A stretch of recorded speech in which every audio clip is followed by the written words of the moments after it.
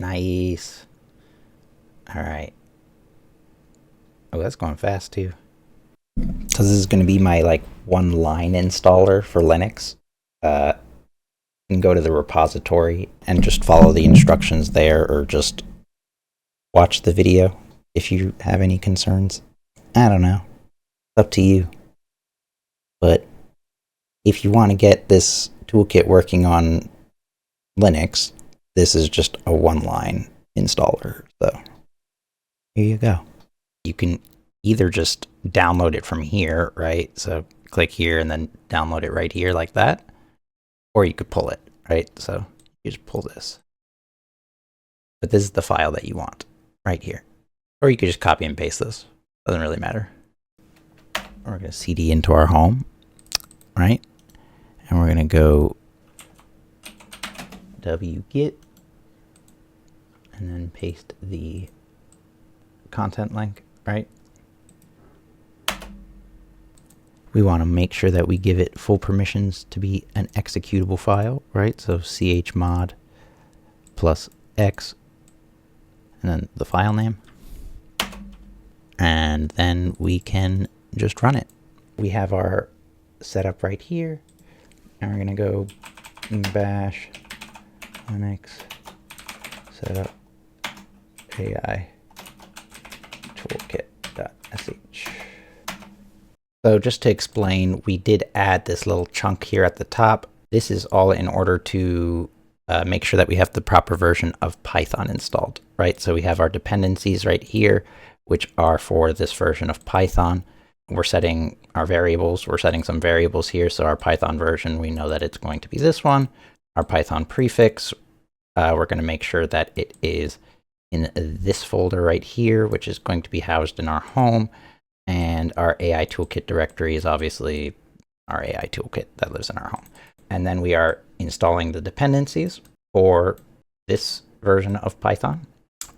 We are then downloading and building the Python 3.12.8, right? So we're making a directory, we're cding into it, we're downloading it from the Python version, which we stayed up here. We install it with the Python version, right? We set up the configuration and install it. And then here we're checking for the proper version of Python, right? Python prefix, right? So Python prefix is our Python library that is up top. So the rest of this file is quite the same thing as last time, right? So we git clone the AI toolkit into our toolkit directory. We cd into our toolkit directory. We then remove the requirements because the requirements are for the version of CUDA that it recommends. We create a new file that is called the same thing, requirements.txt, and we have all our requirements that we need, that we know works with this version of Python plus this version of CUDA. We then create our virtual environment, right? So we're creating our virtual environment. We activate it, and after we activate it, we're upgrading our pip. We do a install of the setup toolkit here. You need to do this before you install requirements, because if you do not have the setup toolkit before installing the requirements, it's going to fail on building the requirements. Verifying the package, we do a sudo app update, and then we install ffmpeg, right? So that's just for viewing GIFs and moving images and stuff like that. And we also install AV because I was getting a dependency error for, I think it was for the diffusers. It was something that I was getting an error for, so I needed to add the AV, the install AV, right? So we install the proper version of CUDA with the proper version of Torch and Torch Vision and Torch Audio, and then we install our requirements, right? So we already have the toolkits up here. We install the requirements, and we're going to make sure that we force reinstall the diffusers down here again. Even though we get them up here, sometimes it doesn't get the right versions. So even after installing the requirements, just making sure that we have the right version of the diffusers. Then we're going to install NodeMP locally via NVM. And then we're going to create, and this doesn't come with the regular one, but you know, I do like to include this, which is a little launch script, right? So we're just creating the launch script, which does all the required tasks to start up the toolkit environment. Lastly, we create a dataset folder because the dataset folder doesn't exist for some reason. So we create the dataset folder, and then we have our little thank you message. All right, it looks like it's done. Let's try to do it.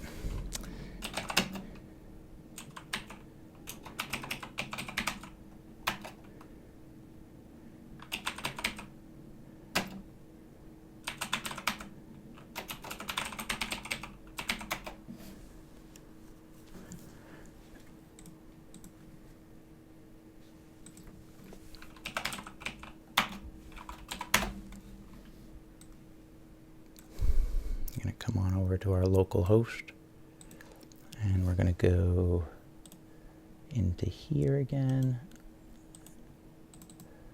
We're going to copy our data set into there.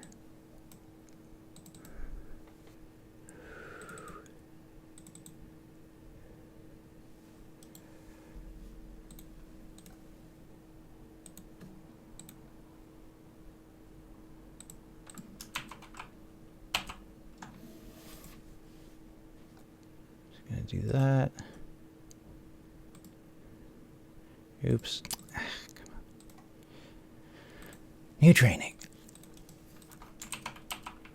Copy and paste that. A photo of OMG HGB man.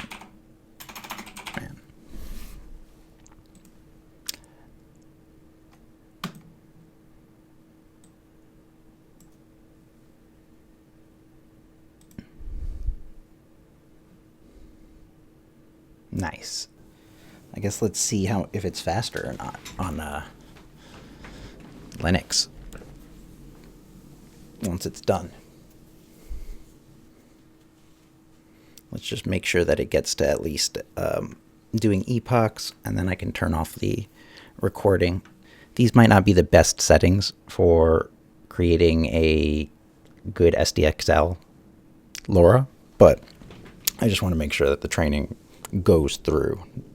I'm not actually like fine-tuning a model or anything like that. It's just might turn off this. Yeah, I'm going to turn off my my video record. Well, just make sure that it gets to the first epochs. Oh, it's generating images though. Okay. All right. Well, there it goes. Oh, I'm chunking over here. But let's let it go through the images. And then it should start doing the epochs. Nice. All right. Oh, that's going fast too. Also, here is the end results. It ended at 1 hour and 7 minutes at 5,000 epochs, which is actually extremely good because we're never training up to 5,000 epochs. But at the end of the day, you know, you get, and this is not fine-tuned by any means. I literally just tossed in photos with some descriptions that AI generated. And so these are the end results, which you can see.